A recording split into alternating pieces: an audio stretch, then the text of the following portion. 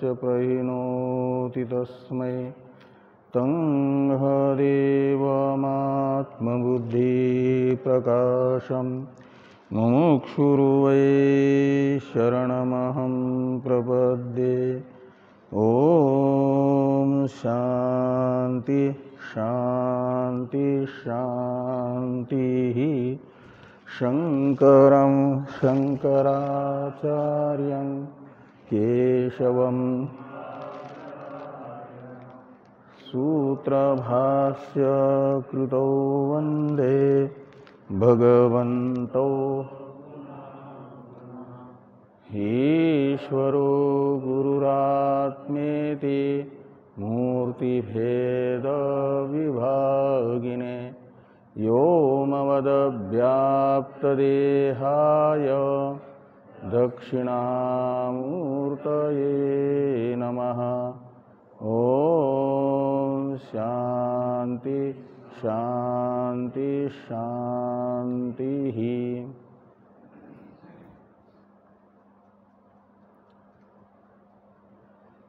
भगवान भाष्यकार के द्वारा विरचित तत्वबोध नामक प्रकरण ग्रंथ की चर्चा हम लोग कर रहे हैं।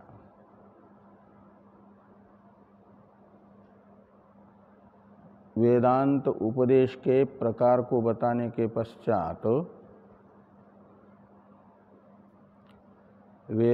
उपदिष्ट वेदांत वाक्य से जो सर्वत्र ब्रह्म बुद्धि उत्पन्न होती है, उस ब्रह्म बुद्धि से संपन्न जो होगा उसे जीवन मुक्त कहा जाता है। यह एक जीवन मुक्त का लक्षण बताया। जीवन मुक्त कह, इस प्रश्न का उत्तर देते हुए अनात्मा मात्र जो उपाधि है, उस उपाधि में से किसी भी उपाधि को अपना स्वरूप नहीं समझता, अपितु असंग सच्चिदानंद स्वयं प्रकाश सर्वांतर्यामी को ही मैं के रूप में जिसकी बुद्धि ग्रहण कर रही है, उसे बताया गया जीवन मुक्त, यानी स्थित प्रज्ञ। प्रकारांतर से फिर जीवन मुक्त का ही लक्षण बताते हुए ये कहा गया कि मैं ब्रह्म ही हूँ, अनात्मा पंचकोशादि नहीं हूँ। इस प्रकार का अपरोक्ष ज्ञान जिसे हुआ है, उस ज्ञान से समस्त कर्म रूपी बंधन से जो रहित हो गया, मुक्त हो गया, निखिल कर्म बंध विनिर्मुक्त जीवन मुक्त, ये जीवन मुक्त का लक्षण कहा। जो जी रहा है का मतलब कार्यक्रम संघात रूप उपाधि का प्रारब्ध अवशिष्ट होने से कार्यक्रम संघात रूप उपाधि से अपना अपना जो व्यापार है वह संपन्न हो रहा है, और कार्यक्रम संघात रूप उपाधि के सामने प्रारब्ध कर्म अनुकूल प्रतिकूल परिस्थिति उपस्थित भी कर रहा है। लेकिन उन सारे कर्म बंधनों का संबंध बुद्धि रूप उपाधि के साथ है, न कि आत्मा के वास्तविक स्वरूप के साथ।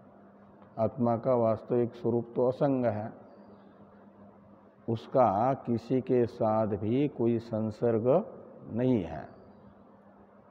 ऐसा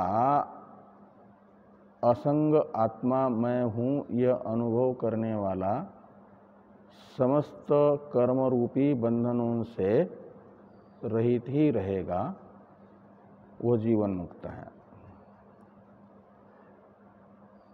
ये पूछा जा रहा है कि कर्माणि कति विधानि, ये कहा कि निखिल कर्म बंध विनिर्मुक्त, इसमें कर्म का विशेषण है निखिल, और निखिल का अर्थ है समस्त, संपूर्ण।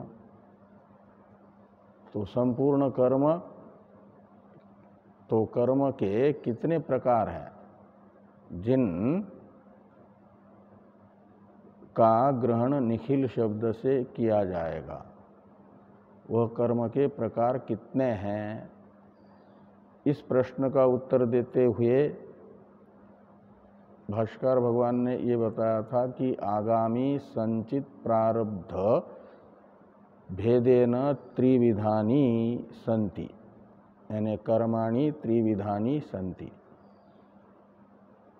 जैसे अभावस् चतुर्विध ऐसा होता है ना तर्क संग्रह में, ऐसे यहाँ पर कहते हैं कि कर्माणि त्रिविधानी, और तर्क संग्रह में कर्म के प्रकार कितने बताए गए हैं? पंचकर्माणि, 5 कर्म हैं, गमनागमनादि ये सब। यहाँ कर्म के 3 प्रकार बताए जा रहे हैं। एक तो है संचित कर्म, दूसरा है आगामी कर्म, तीसरा है प्रारब्ध कर्म। तो इनमें से आगामी कर्म का लक्षण पूछा गया। आगामी कर्म किम, आगामी कर्म का क्या स्वरूप है? आगामी का अर्थ है आने वाला। आने वाला का अर्थ होता है जो अभी निष्पन्न नहीं हुआ है, निष्पन्न होगा या निष्पन्न हो रहा है, उसे कहा जाएगा आगामी। का मतलब ज्ञानोत्तरकालीन कर्म है, उसी को क्रियमान कर्म कहा जाता है। यानी अभी किया जा रहा है, अभी हो रहा है, उसे क्रियमान ज्ञानोत्तरकालीन कर्म, आगामी कर्म, इन नामों से कहा जाता है। तो आगामी कर्म किम, ये जो प्रश्न है इसका उत्तर देते हुए कहा गया कि ज्ञानोत्पत्ति अनंतरम ज्ञानी देहकृतम पुण्य पाप रूपम कर्म यद अस्ति तत् आगामी कर्म इति अभिधीयते। कहते हैं तद आगामी कर्म इति अभिधीयते। आगामी कर्म इति का अर्थ है आगामी कर्म इस नाम से, अभिधीयते का अर्थ है कहा जाता है। आगामी कर्म, इस अभिधान का प्रयोग शिष्ट लोग करते हैं। किसके लिए? तो कहते हैं तत्, उस अर्थ के लिए। कौन से अर्थ के लिए, कौन से कर्म के लिए आगामी शब्द का प्रयोग करते हैं? कहते ज्ञान के बाद में जो ज्ञानी के शरीर के द्वारा, शरीर ये उपलक्षण है, देह ये उपलक्षण है, सूक्ष्म एवं कारण का, या देह शब्द से सीधा तीनों देह ले लीजिए। स्थूल देह अन्नमय कोश, और सूक्ष्म देह उसमें 3 कोश आ गए, और आनंदमय कोश, कारण शरीर, कारण देह जिसको कहा जाएगा। तो ये जो तीनों शरीर हैं, उनमें से सूक्ष्म शरीर और कारण स्थूल शरीर के द्वारा होने वाले जो व्यापार हैं, वो व्यापार शास्त्रीय अशास्त्रीय भेद से 2 प्रकार के। शास्त्रीय जो व्यापार हैं कार्यक्रम संघात के, उन्हें कहा जाता है पुण्य कर्म, आगामी पुण्य कर्म। और आगामी पाप कर्म कहा जाएगा जो ज्ञानोत्तर काल में स्थूल तथा सूक्ष्म शरीर की अशास्त्रीय प्रवृत्ति रूप अशास्त्रीय व्यापार है, वो है पाप संज्ञक आगामी कर्म। तो आगामी कर्म भी पुण्य तथा पाप उभयात्मक हुआ, दो प्रकार का। तो और ये पुण्य पाप, इनके अवान्तर भेद किससे हुए? शास्त्र जिसे अपनाने के लिए कहता है, जिसका अनुष्ठान करने के लिए प्रवृत्त करता है, उसे कहा जाएगा पुण्य कर्म। और शास्त्र जिसके अनुष्ठान से रोकता है, अनर्थ फल दिखा करके मत करो करके कहता है। मा हिंस्यात् सर्वभूतानि इत्यादि शास्त्र हिंसादि कर्म से रोक रहा है, हिंसादि मत करो, क्योंकि हिंसादि का फल है नरकादि की प्राप्ति। तो इस प्रकार ये जो निषेधात्मक शास्त्र हैं, वह पापात्मक कर्म जिसे निषेध्य कहा जाता है, करने के लिए मना करता है। तो जिसे करने के लिए मना कर दे वह पापात्मक कर्म हुआ, और पुण्यात्मक कर्म हुआ जिसे शास्त्र करने के लिए बार बार प्रेरित कर रहा है, उसे कहा जाएगा पुण्यात्मक कर्म, धर्म। तो ज्ञानोत्पत्ति के अनंतर ज्ञानी के कार्यक्रम संघात के द्वारा होने वाला जो पुण्यात्मक कर्म तथा पापात्मक कर्म है, वो हुआ आगामी कर्म, उसे कहा जाएगा आगामी कर्म। तो ज्ञानोत्तर काल में ज्ञानी के द्वारा पापात्मक कर्म होगा कि नहीं होगा? हाँ, होगा। तो ज्ञान होने के बाद ज्ञानी के कार्यक्रम संघात की प्रवृत्ति फलेच्छा से होती है, प्रवृत्ति या निवृत्ति, या कर्मफल की इच्छा ज्ञानी में नहीं रहेगी। नहीं रहेगी तो कर्मफल की इच्छा से प्रेरित कर्म होगा नहीं। तो जो फलेच्छा है वही तो एक प्रकार से शास्त्रीय तथा अशास्त्रीय साधनों के माध्यम से ईप्सित फल को प्राप्त करने के लिए प्रेरित करती रहती है। वह इच्छा ब्रह्मज्ञानी में नहीं रहती। यदा सर्वे प्रमुच्यन्ते कामा ये अस्य हृदि श्रिता अथ मर्त्यो अमृतो भवति अत्र ब्रह्म समश्नुते। यह वेद मंत्र बता रहा है कि जब हृदयस्थ समस्त कामनाएं समाप्त होती हैं तब ज्ञान होता है। कर्मफल की इच्छा रहते हुए ज्ञान होगा क्या? निष्कामता होनी चाहिए ना। वो कर्मफल की इच्छा ये ज्ञान की उत्पत्ति में प्रतिबंधक है, और वो इच्छा ज्ञान होते ही जो सूक्ष्मतम वासनाएं होती है, वासना का रूप धारण करके रहती है, वह सूक्ष्मतम वासनाएं भी ज्ञान की उत्पत्ति के साथ ही साथ समाप्त होती है ना।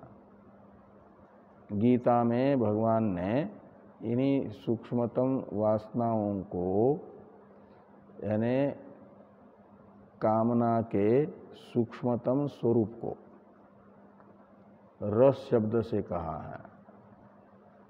और ये कहा कि ज्ञानी का रस शब्दित जो सूक्ष्मतम संस्कार है, वासना है, वह भी समाप्त हो जाता है ज्ञान की उत्पत्ति के साथ ही साथ। रसोप्यस्य परम दृष्ट्वा निवर्तते, अस्य यानी ज्ञानिनः। रसोपी का मतलब है, इसमें रस शब्द का अर्थ है वासना का कहो या कामना का कहो, जो सूक्ष्मतम रूप है वह भी निवर्तते, निवृत्त हो जाता है। किससे निवृत्त होता है? ज्ञान से। इसलिए ज्ञान में रस निवृत्ति के प्रति हेतुत्व द्योतक अक्त्वा प्रत्यय का प्रयोग किया है ना, वहाँ पर दृष्ट्वा।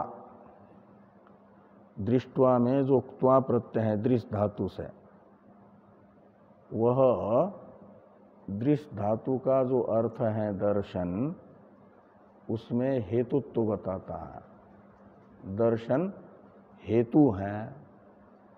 दर्शन यानी आत्मज्ञान। और कौन सा दर्शन का विषय कौन है? तो परम दृष्ट्वा में परम शब्द से बताया गया जो असंग सच्चिदानंद निरूपाधिक आत्मस्वरूप है, उसे यहाँ पर परम शब्द से लेना, जिसे गीता के उपदेश के प्रारंभ में भी परम शब्द से कहा है। सर्वे वयम अतः परम, यही गीता का प्रारंभ वाक्य है ना, वो गीता का उपदेश। उससे पहले तक तो भूमिका है। और ये कहाँ आता है? सर्वे वयम अतः परम। कौन से अध्याय में है? द्वितीय अध्याय में। गीता का उपदेश पहले अध्याय से नहीं है। पहला अध्याय और 10वें श्लोक तक तो भूमिका है। और ज्ञानाधिकारी कौन है, इसको बताया गया 11वें श्लोक में। और 12वें श्लोक का चौथा पाद है सर्वे वयम अतः परम। तो अतः यानी उपाधिभ्य परम, तो उपाधि से पर जो स्वरूप है वो है निरूपाधिक ब्रह्म, निरूपाधिक चैतन्य, वही तत्वमसि वाक्यार्थ है। और वही वयम सर्वे भवामः, ऐसा भगवान कहते हैं। खाली मैं ही तत्वमसि वाक्यार्थ हूँ ऐसा नहीं, अपितु वयम सर्वे, वयम शब्द से हम सब, ये अर्थ निकलता है ना। तो वयम सर्वे अतः परम यानी निरूपाधिक ब्रह्म रूपम, हम सब एक निरूपाधिक ब्रह्म स्वरूप है। ऐसे रसोप्यस्य परम दृष्ट्वा निवर्तते, इसमें दर्शन में हेतुत्व बता रहा है क्त्वा प्रत्यय। दर्शन यानी ज्ञान, ज्ञान हेतु है। और ज्ञान का विषय बताने वाला पद है परम। तो किसका ज्ञान हेतु है? तो कहा निरूपाधिक आत्मस्वरूप का ज्ञान। निरूपाधिक आत्मस्वरूप विषयक ज्ञान है तत्वमसि वाक्य से उत्पन्न हुआ अहम ब्रह्मास्मि इत्याकारक साक्षात्कार। इसे कहा जाएगा परम दर्शन, परम दर्शन। और ये हेतु है किसका? तो निवर्तते से बताई गई जो निवृत्ति है। किसकी निवृत्ति? तो निवर्तते का कर्ता जो होगा उसकी निवृत्ति। तो निवर्तते का कर्ता किसको बताया वहाँ पर? रस को। रसः प्रथमांत है ना, रसोपि निवर्तते, तो रस भी निवृत्त होता है। का मतलब निवृत्ति हो रही है निवृत्ति के कर्ता की, वो है रस। रस है सूक्ष्मतम, वासना कहो या कामना कहो, वह भी निवृत्त हुआ। किसका निवृत्त होता है? तो अस्य, अस्य यानी जीवन मुक्तस्य ज्ञानिनः स्थित प्रज्ञस्य, वहाँ प्रकरण स्थित प्रज्ञ का है। तो स्थित प्रज्ञ और जीवन मुक्त इन दोनों शब्दों का अर्थ भिन्न भिन्न नहीं है ना, एक है। इसलिए जीवन मुक्त का जो रस है वह भी निवृत्त होता है। तो जीवन मुक्त निरस हो जाता है, रस निवृत्त हो गया है। तो रस शब्द से लेना राग द्वेष, जो इस श्लोक के पूर्वार्ध में कहा गया है, विषया विनिवर्तन्ते निराहारस्य देहिनः रसवर्जम। कहते हैं जो रोगादि के कारण सारे भोग उपस्थित होने पर भी भोग नहीं पा रहा है, तो भोग शब्दित जो विषय है उसके निवृत्त हो गए, मतलब भोग नहीं पा रहा है। और ज्ञानी भी विषयों का भोग नहीं करता, विषय निवृत्त होता है। लेकिन निराहार शब्द का अर्थ है जो विषय ग्रहण नहीं कर पा रहा है, ऐसा अज्ञानी, उसके विषय तो निवृत्त हो गए मजबूरी में, लेकिन विषय विषयक जो राग है, वह राग कहो या द्वेष कहो, जिसे रस कहा जाता है, रस वर्जम विषया निवर्तन्ते। वर्जम शब्द का अर्थ है छोड़कर। रस को यानी विषय विषयक राग द्वेष को बुद्धि में ही छोड़कर, यानी बुद्धि में ही रखकर अज्ञानी के विषय मात्र निवृत्त होते हैं। और अस्य यानी स्थित प्रज्ञ से जीवन मुक्तस्य रसोपि विनिवर्तते, तो रस निवृत्त होता है। आपी शब्द से लेना विषय भी, तो रस के साथ विषय विषयक रस के साथ विषय निवृत्त हो जाते हैं ज्ञानी के। उपकरण भूत इंद्रिया भी रस ग्रहण, क्या नाम, विषय ग्रहण करने में समर्थ है, और शरीर भी समर्थ है, कोई रोग आदि नहीं है, तो भी विषय विषयक रस ज्ञानी में नहीं है। इसलिए कोई सुख दुख होता नहीं है ज्ञानी को। यही ज्ञानी का लक्षण है न जीवन मुक्त का। तो रसोपेस्य परम दृष्टवा निवर्तते के अनुसार तो वासना निवृत्त हो गई। और ज्ञानोत्तर काल में ज्ञानी के कार्यक्रम संघात की प्रवृत्ति या निवृत्ति होती है किससे? तो ये कहा जाता है स्वतः तो होगी नहीं, राग द्वेष न होने से, राग द्वेष से प्रेरित होकर के प्रवृत्ति नहीं होगी, जैसे अज्ञानी की होती है प्रवृत्ति या निवृत्ति। तो फिर शरीर इंद्रिय मन बुद्धि बिल्कुल पिलर के तरह निष्क्रिय होकर के रहेगी ज्ञानी की। ज्ञानोत्तर काल में चलेगी, अपना अपना कार्य करेगी, आँख खुली है तो देखेगी,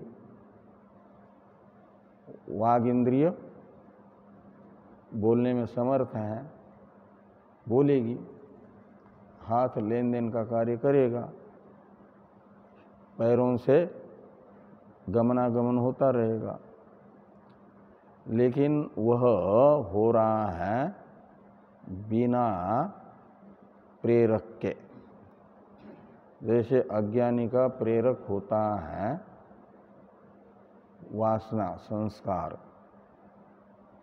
ऐसा संस्कार से यानी सत्य संस्कार से कहो, कामना से कहो, प्रेरित होकर के कोई कर्म नहीं होगा। लेकिन जैसा अभ्यास पड़ा हुआ है, बाधित अनुवृत्ति कहते हैं ना, बाधित अनुवृत्ति से शरीर, इंद्रिय, मन, बुद्धि का व्यापार होता रहता है। तो बाधित अनुवृत्ति क्या है? तो या तो बाधित संस्कार को मान लो शरीर, इंद्रिय की जो प्रवृत्ति हो रही है उसका प्रेरक, तो उसके बाधित संस्कार के द्वारा होने वाली प्रवृत्ति भी बाधित रहेगी। और या तो स्वभावतः होती है, ये कहो, वही स्वभावी तो संस्कार है, इसलिए उस आगामी कर्म का लेप ज्ञानी को नहीं होता है। खाली शरीर, इंद्रिय, मन, बुद्धि रूपी उपाधि से कर्म होने मात्र से कर्म लेप नहीं होता है। लेप का मतलब संसर्ग, संबंध। किसी के शरीर, इंद्रिय, मन से उनके अपने अपने व्यापार हो रहे हैं, उतने मात्र से वह शरीर, इंद्रिय, मन की क्रियाएं उसके साथ संलग्न नहीं होगी। लेकिन होगी किसके साथ? तो भगवान कहते हैं कि न माम कर्माणि लिम्पन्ति, मुझे मेरे उपाधि के द्वारा होने वाले जितने भी कर्म हैं उनमें से कोई भी कर्म लिपायमान नहीं होता।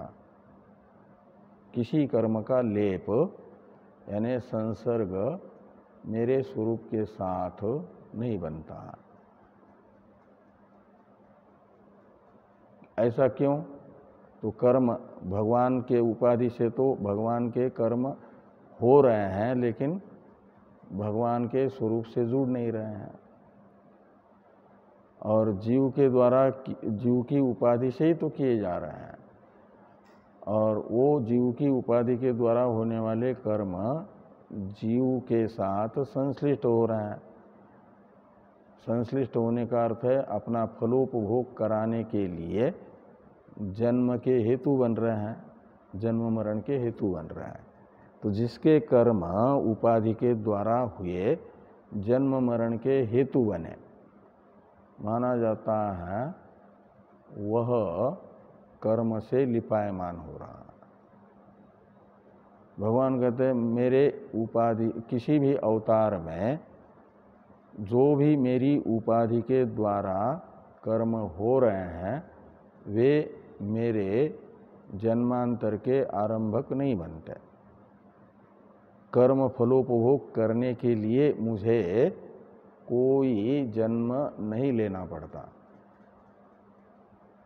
ये नमाम कर्माणि लिम्पन्ति से भगवान ने कहा। ऐसा क्यों हुआ?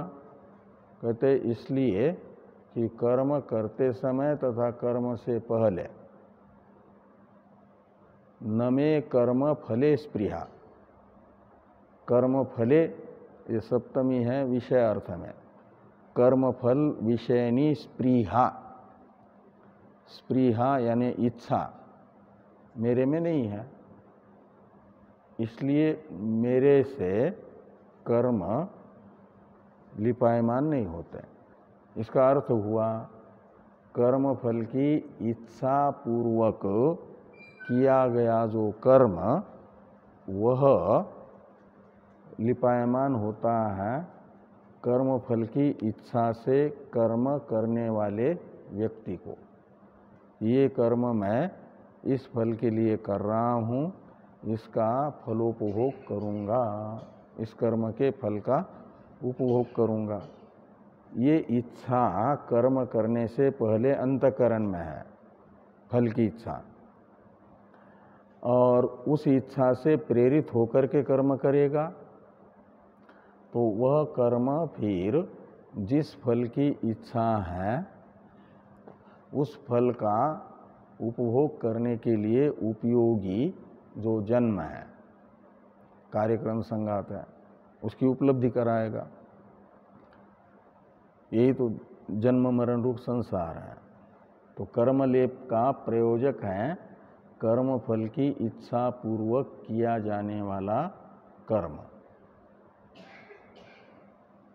तो इसलिए भगवान कहते हैं जैसे मैं कर्म आरंभ करने से पहले से ही कर्मफल विषयनी इच्छा से रहित हूँ, ऐसे तुम भी यानी जीव भी कर्म फल की इच्छा से रहित होकर के कर्म करेगा तो कोई बंधन नहीं होगा उसे, यानी वो कर्म लेप नहीं होगा। ऐसे आगामी जो कर्म है ज्ञानी का, ज्ञानोत्पत्ति के अनंतर होने वाला जो ज्ञानी के उपाधि के द्वारा कर्म है वह आगामी कर्म है, और वह कर्म ज्ञानी से लिपायमान नहीं होगा। जैसे भगवान की उपाधि के द्वारा होने वाला कर्म भगवान से लिपायमान नहीं होता। ऐसा क्यों? तो अलिपायमान रहने का प्रयोजक हेतु जो बताया गया है भगवान में, कर्म फल की इच्छा का अभाव, वह कर्म फल की इच्छा का अभाव कर्म करने से पहले ज्ञानोत्पत्ति के अनंतर ज्ञानी में भी रहेगा कि नहीं रहेगा? रहेगा। तो इसलिए वो आगामी कर्म से अलिपायमान ही ज्ञानी रहेगा। ज्ञानोत्पत्ति के अनंतर होने वाले जो कर्म हैं वह ज्ञानी को जन्म नहीं दिलाएंगे। ऐसा एक सामर्थ्य ज्ञान से ज्ञानी के चित्त में आ जाता है मनोबल,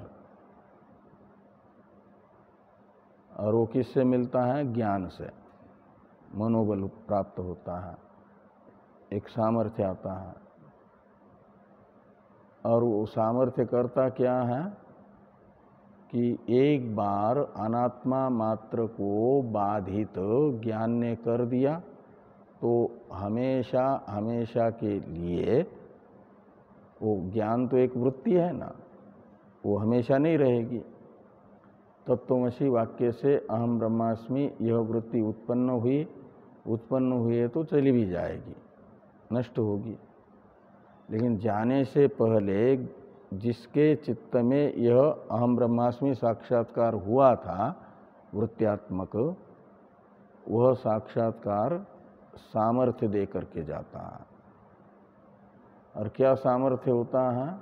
ज्ञान से एक बार अनात्मा मात्र का बाध हुआ तो वह अनात्मा फिर ज्ञानी के लिए हमेशा हमेशा के लिए बाधित ही होगा, सत्य प्रतीत होगा ही नहीं।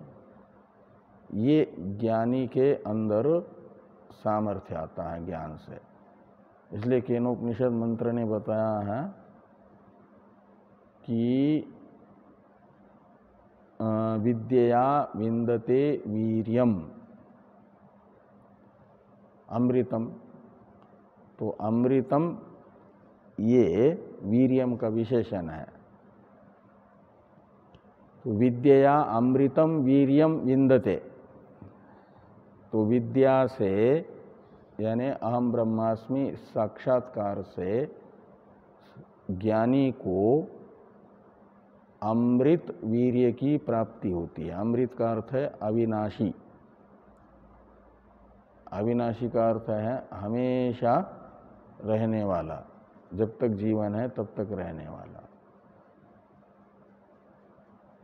एक वीर्य यानी सामर्थ्य मिलता है, किससे? तो विद्या, विद्या से। विन्दते का अर्थ है लभते, प्राप्त होता है, उसका लाभ होता है।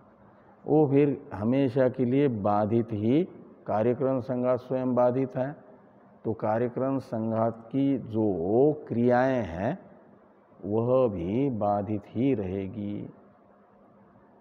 तो जैसे जिसके दृष्टि में सर्प बाधित हो गया, वह उस पर पैर दे करके भी जाता है तो उसे मन में थोड़ा भी कहीं पर भी भयात्मिका वृत्ति उत्पन्न नहीं होगी ना, कि पास में जाएंगे तो काटेगा। घंटों तक उस रस्सी में भासमान जो सर्प था उस पर खड़ा रह करके अपने संगी साथी से बातचीत कर सकता है, क्यों?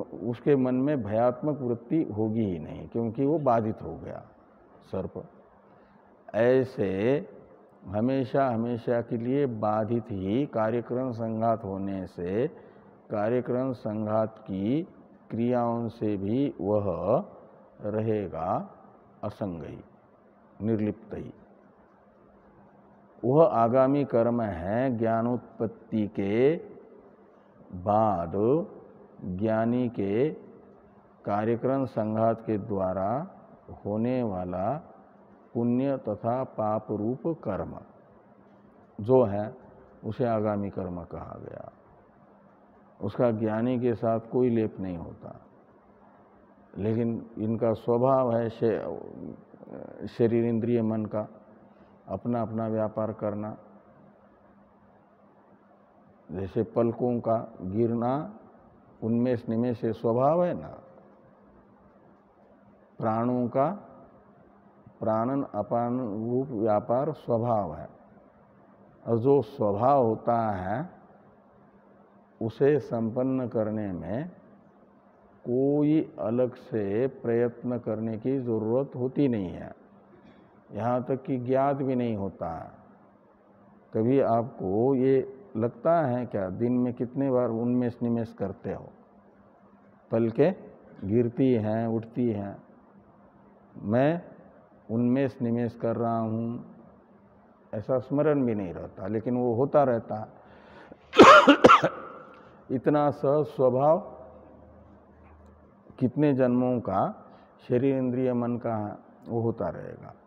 लेकिन जैसा स्वभाव यानी पूर्व संस्कार है ज्ञान होने से पहले, ज्ञानी का स्वभाव, ज्ञान किसको होता है? जो सात्विक है उसको ही होता है ना, सत्वा संजायते ज्ञानम के अनुसार। तो सात्विक कार्यक्रम संघात की प्रवृत्ति एक जन्म नहीं, दो जन्म नहीं, बहुनाम जन्मनाम अंत्य के अनुसार जिसकी होती आ रही है, उसी का चित्त पूर्ण रूप से शुद्ध होता है, और शुद्ध चित्त में ही ज्ञान होता है। और फिर ज्ञानोत्तर काल में जो स्वभाव रहेगा ज्ञानी का, वो कौन सा होगा? स्वभाव बनता है हम जो करते हैं क्रिया, वो करते करते करते अभ्यास इतना अधिक हो जाता है कि स्वभाव बन जाता है। फिर उसे रोकना पड़ता है, यदि शास्त्र विरुद्ध है तो रोकने के लिए प्रयत्न करना होता है, वो स्वभाव को हटाने के लिए, बढ़ाने के लिए नहीं करना पड़ता। ऐसे ज्ञानी का स्वभाव तो रहेगा यद्यपि सात्विक ही, ज्ञानी के ज्ञानोत्तर काल में वही संस्कार स्वभाव बन करके कार्यक्रम संघात के प्रवर्तक बनेंगे, जो सात्विक है, शास्त्रीय है, और उन्हीं से होता रहेगा एक प्रकार से व्यापार। तो सात्विक ही व्यापार अधिक से अधिक रहेगा। लेकिन कहीं सभी के सभी ज्ञानियों को सभी जो शास्त्रीय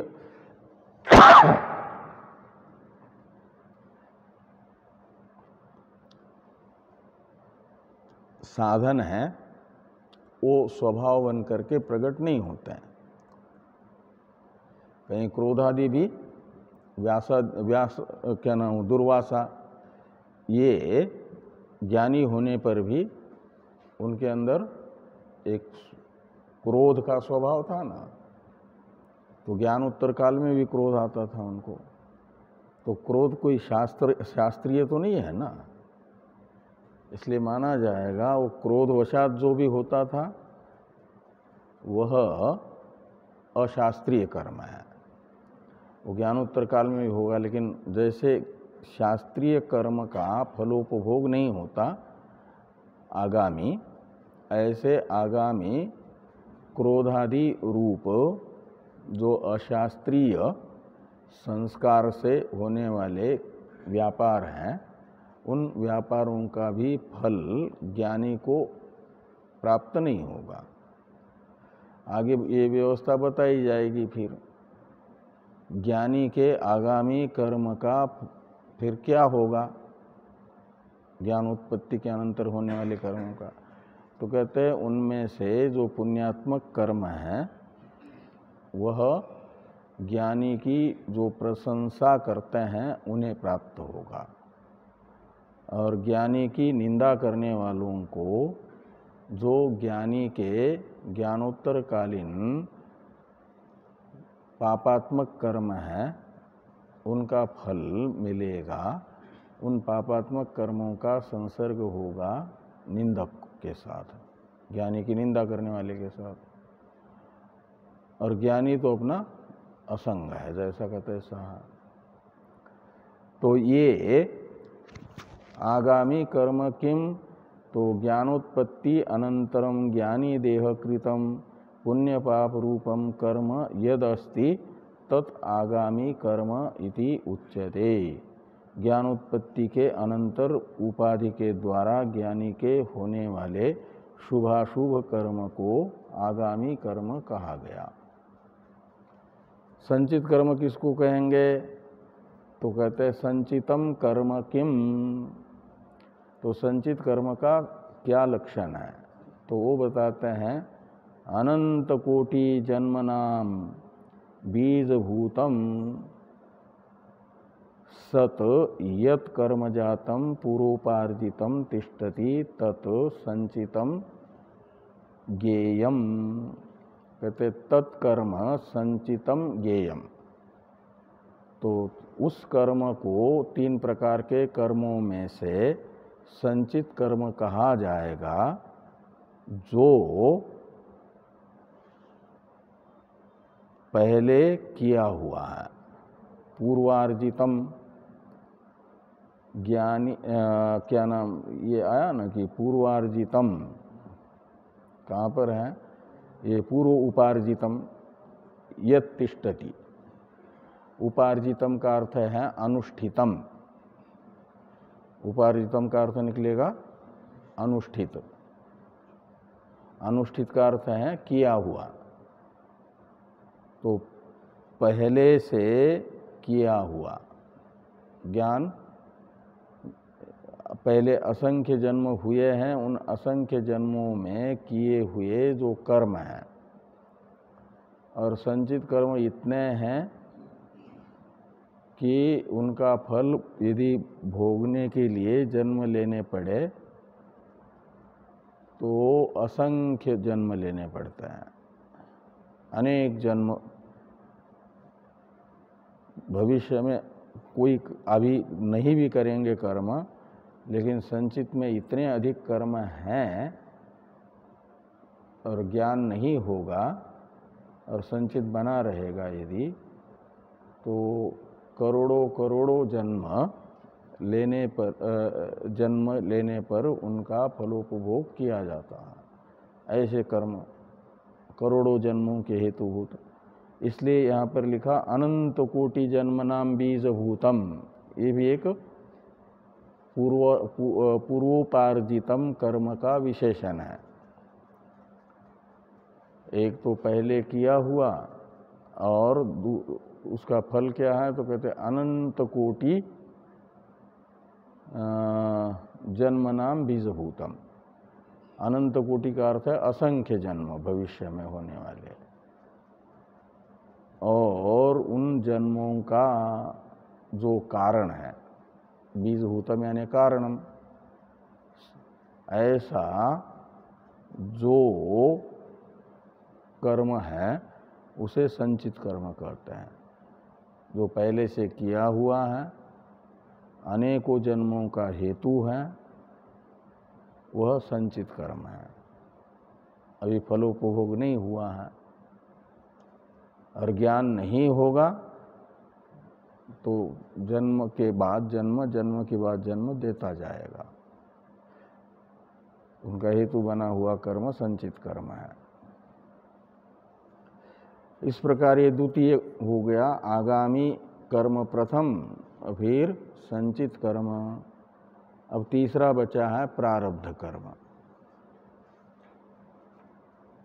तो प्रारब्ध कर्म के विषय में कहते हैं कि प्रारब्धम कर्म किम। तो प्रारब्ध कर्म का क्या लक्षण है, क्या स्वरूप है, किसे प्रारब्ध कर्म कहते हैं? तो प्रारब्ध कर्म का लक्षण करते हुए कह रहे हैं कि इदं शरीरम उत्पाद्य इह लोके एव सुख दुखादि प्रदम यत् कर्म तत्प्रारब्धम भोगेन नष्टम भवति। तो ये कहते हैं कि प्रारब्ध कर्म उसे कहा जाता है जो संचित में से ही, संचित कर्म का कुछ अंश पूर्व देह छोड़ते समय पहले ही इस जन्म का प्रारब्ध बन जाता है। वर्तमान देह का जो प्रारब्ध है वह किस समय सुनिश्चित होगा? पूर्व इस जन्म से पूर्ववर्ती जन्म का जो प्रारब्ध है वो समाप्त हो गया, वो शरीर छूटना है। पूर्व शरीर के मृत्यु के समय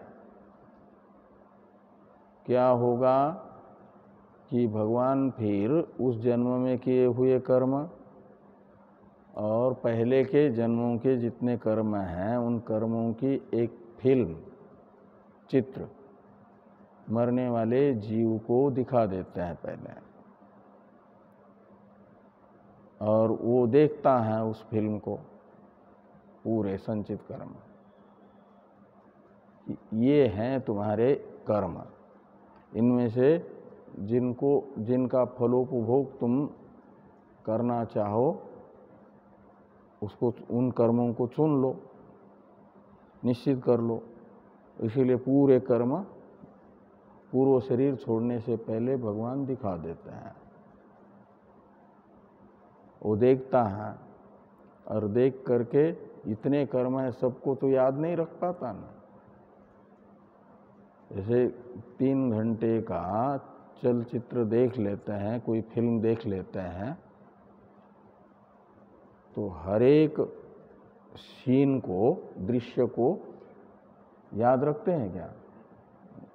जो मन को ज़्यादा पसंद आता है उसको पसंद आता है, या भय लगता है जिस स्थान को देख करके वो याद रहता, बाकी भूल जाता है।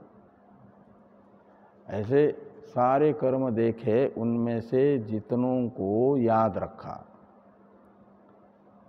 मरते समय, वो याद रहे हुए कर्म अलग हो जाते हैं, बाकी जिनको विस्मृत कर दिया वो अलग होते हैं। वहीं पर 2 राशि बन गई, एक या उस समय याद रह रहे हैं जो कर्म, वो भावी जन्म का प्रारब्ध बनेंगे, और जिनको देख करके याद नहीं रखा, भूल गया, वो संचित कर्म बन गए।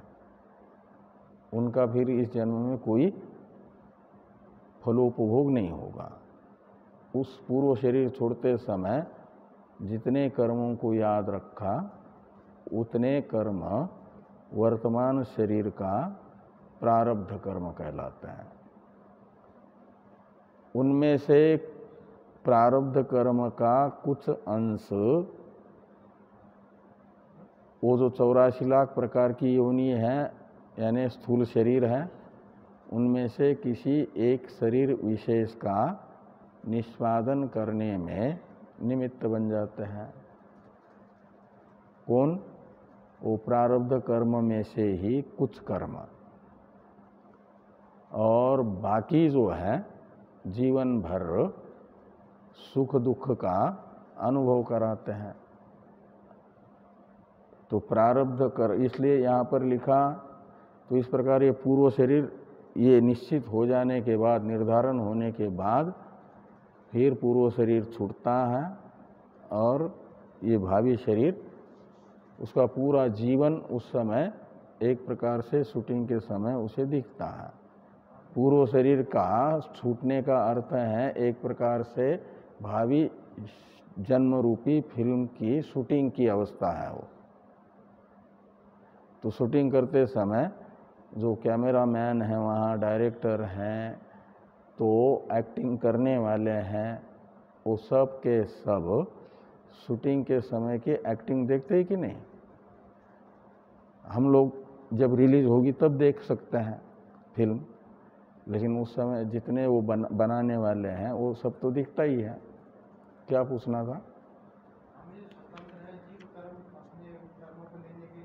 हाँ, तो मृत्यु के समय भगवान फिल्म दिखाते हैं का अर्थ है निर्धारण करने में स्वतंत्र है। हाँ, इसलिए कि जिसको छिपा करके रखता है उसे ज़्यादा याद रखता है। आप अपना बैंक बैलेंस सबको बताते हैं क्या? समाचार में निकालते हैं कि इतना इतना है, लेकिन आपको याद रहता है कि ये यहाँ रखा है, ये यहाँ रखा है, ये वहाँ रखा है, तो उसको बार बार याद करते हैं, जो दूसरों को नहीं बताते। बताने से बढ़ जाता है इस, तो अपने को कम उसको याद रखना पड़ता है। और जीव सहसा पुण्य करता कम है और प्रदर्शन ज़्यादा करता है, दिखा देता है, बताता है कि हमने यहाँ पर ये या वो बनाया, तो ये धर्मशाला बनाई, तो ये अन्न क्षेत्र चलाते हैं, तो ये करते हैं, तो वो करते हैं। और पाप मैंने ये पाप किया, ये लिस्ट बताता है किसी को? छिपा करके रखता है, तो पाप जल्दी याद रखता है। जो छिपा करके रखेगा, जो लोगों को नहीं बताएगा, वो ज़्यादा याद आता है। क्या? तो इसलिए कि याद रखने में तो वो स्वतंत्र है, और याद उसने अपना स्वभाव बनाया रखा है कि जो छिपा करके रखना है वो अपने को ही याद रखना है, दूसरों को नहीं बताना है। तो पाप को छिपा करके रखता है, इसलिए पाप ज़्यादा याद आता है। उस समय इतना ये है। तो याद करना न करना ये उसके अभ्यास के ऊपर की बात है। तो नहीं, याद होने पर छिपाना है ऐसा ये आपके वश की बात नहीं है। ये याद तो आ रहा है, लेकिन सिनेमा में जो भयानक दृश्य था खलनायक के द्वारा प्रस्तुत किया हुआ, वो आपको ज़्यादा भयभीत किया था, और आप चाहते हैं कि वो याद न आ जाए, हम भूल जाए, लेकिन भूलना ये आपके वश की बात नहीं है। वो आएगा ही आएगा याद। तो याद करने में स्वतंत्र हैं, याद होने के बाद उसको डिलीट करना है वो नहीं हो सकता। पुण्य को याद कर लो या पाप को याद कर लो, स्वतंत्र हैं, लेकिन याद हुआ का मतलब टाइप हो गया, शूटिंग हो गई। अब एक्टर ने जैसे शूटिंग जैसे क्या नाम जैसे एक्शन करनी थी वो कर ली, बाद में सिनेमा देखते समय उसको लगे नहीं ऐसा नहीं, ऐसा होना था, तो वो तो यदि वो फिल्म निर्माता सहमत हो जाता है तो उसको थोड़ा डिलीट करके सुधार करके एक्टिंग ये कर सकता है, नहीं तो उसको पसंद है निर्माता को वही एक्शन, तो उसको जो है अलग से डिलीट वो अपने मन में नहीं, मन से नहीं कर सकता। ऐसे ही होता है वो। इसलिए याद करने में स्वतंत्र है, लेकिन याद को भूलने में स्वतंत्र नहीं है। जितना निश्चित कर दिया का मतलब चेक पे राशि भर दी है, इतना निकालना है हमको, तो जितनी भरी है राशि उसको सुधार करना, फिर साइन करके दे दिया तो न कम देगा मैनेजर न तो ज़्यादा देगा, उतनी ही लेनी पड़ेगी जितनी हमने चेक में राशि उल्लिखित की है। तो ये प्रारब्ध कर्म है, उसका कुछ अंश वर्तमान शरीर को उत्पन्न करता है, और फिर इह लोके यानी जिस लोक का उसे भोगायतन रूप शरीर मिला है, उसी लोक में उसी जन्म में जो जिन कर्मों का फलोपभोग होता है, सुख दुख जो दे रहा है, अनुभव करा रहा है सुख दुख का, उसे कहा गया प्रारब्ध कर्म।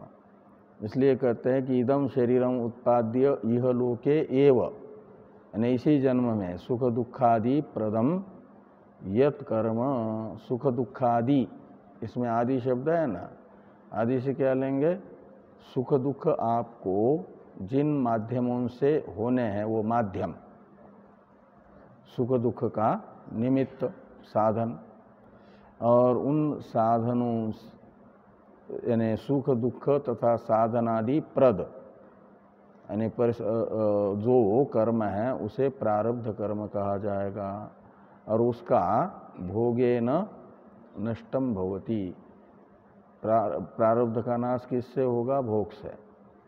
चाहे ज्ञानी के भी प्रारब्ध का, अज्ञानी के भी प्रारब्ध का भोग से नाश होता है। भोग से अज्ञानी के प्रारब्ध का नाश होगा, और ज्ञानी का प्रारब्ध अपरोक्ष अनुभूति में भगवान ने कहा कि उसमें सत्यत्व बुद्धि नहीं रहेगी। जैसे रस्सी का ज्ञान होने पर सर्प निवृत्त हो गया, निरुपाधिक अध्यास है ना, तो फिर उस रस्सी में विष भी नहीं है। ऐसे ये कहते हैं कि रज्जु रूपे यथा ज्ञाते सर्प भ्रमो न तिष्ठति, ऐसा कुछ आता है। अधिष्ठाने तथा ज्ञाते प्रपंचो शून्यताम व्रजेत, तो जैसे रस्सी को जानने के बाद सर्प दिखता ही नहीं है, रहता ही नहीं है, ऐसे जगत के अधिष्ठान भूत आत्मस्वरूप को जान लेने पर प्रपंच भी शून्य हो जाता है। क्या मतलब, ज्ञानी को नहीं दिखता ज्ञानी दृष्टि से। तो फिर ये जो कार्यक्रम संघात है, वह कार्यक्रम संघात भी प्रपंच अंतपाती है ना, तो सारा प्रपंच चला गया तो कार्यक्रम संघात भी चला जाएगा। चला जाएगा का मतलब प्रतीत नहीं होगा, वो तुर्यगा स्थिति में, पदार्था भावनी स्थिति में ऐसा होता है। जैसे नींद में आपको जागृत प्रपंच नहीं दिखता, स्वप्न प्रपंच नहीं दिखता, ऐसे नींद की अवस्थाएं मानी गई है ज्ञान की फलभूत, जो पदार्था भावनी और तुर्यगा, ये दो स्थितियाँ, और असंशक्ति है स्वप्नावस्था। स्वप्न में दिखता है बाधित, और सुसुप्ति में तो द्वैत दिखता ही नहीं है। ऐसे अनात्मा मात्र प्रतीत होगा नहीं तो अपनी उपाधि भी प्रतीत नहीं होगी ज्ञानी को। कौन से ज्ञानी को, जो पदार्था भावनी स्थिति में है या तुर्यगा स्थिति में है, उसके दृष्टि में तो एक ब्रह्म ही ब्रह्म है, सत्य। और इसलिए प्रारब्ध भी चला गया ज्ञानी की दृष्टि से। और अज्ञानी की दृष्टि से कहा, फिर कोई कोई श्रुति तो कहती है कि प्रारब्ध तो रहता है, तो कहते हैं अज्ञानी जनबोधार्थम प्रारब्धम वक्ति वै श्रुति। जो अज्ञानी मनुष्य हैं, जिन्हें पूरा संसार और अपना शरीर भी भास रहा है, तो ज्ञानी का शरीर भी भासेगा। तो जिनको ज्ञानी का शरीर दिख रहा है, द्वैत दिख रहा है, उनको समझाने के लिए कहा जा रहा है कि ज्ञानी का प्रारब्ध कर्म जब तक है तब तक ज्ञानी का शरीर रहता है, प्रारब्ध से टिका हुआ, और प्रारब्ध का फल से ही, फलोपभोग से ही क्षय होता है। इसलिए कहा कि भोगेन नष्टम भवति। नहीं, ज्ञानी की दृष्टि में तो ज्ञान होते ही अजातवाद में प्रतिष्ठित हुआ हो, ज्ञानी की दृष्टि से। और अज्ञानी की दृष्टि से ज्ञानी अज्ञानी ये दो हो गए, तो उसमें से ज्ञानी का जो शरीर है वह प्रारब्ध से टिका हुआ है, और प्रारब्ध का भोग करके क्षय होने पर ज्ञानी का शरीर समाप्त होगा, ज्ञानी विदेह कैवल्य को प्राप्त करेगा। तो प्रारब्ध कर्मणाम भोगादेव क्षय इति न्यायात, ये शास्त्रीय न्याय है कि प्रारब्ध कर्मणाम यानी प्रारब्ध कर्मों का भोग से ही क्षय होता है। इस शास्त्र वचन के आधार पर ये कहा कि तत्प्रारब्धम भोगेन नष्टम भवति। बाकी की चर्चा हम लोग कल करते हैं। ओम पूर्णमदः पूर्णमिदं पूर्णात् पूर्णमुदच्यते पूर्णस्य पूर्णमादाय पूर्णमेवावशिष्यते। ओम शांति शांति शांति। शंकरं शंकराचार्यं केशवं बादरायणं सूत्रभाष्य कृतो वन्दे भगवन्तौ पुनः पुनः। ईश्वरो गुरुरात्मेति मूर्तिभेदविभागिने व्योमवद्व्याप्तदेहाय दक्षिणामूर्तये नमः। ओम शांति शांति।